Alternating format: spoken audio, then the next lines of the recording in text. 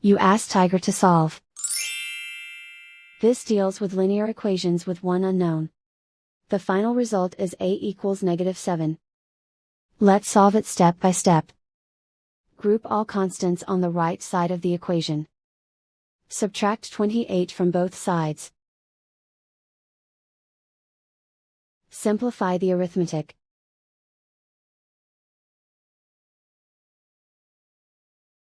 Isolate the a. Divide both sides by 4. Simplify the fraction. Find the greatest common factor of the numerator and denominator.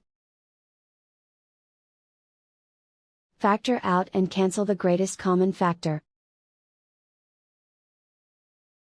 And so the final result is a equals -7.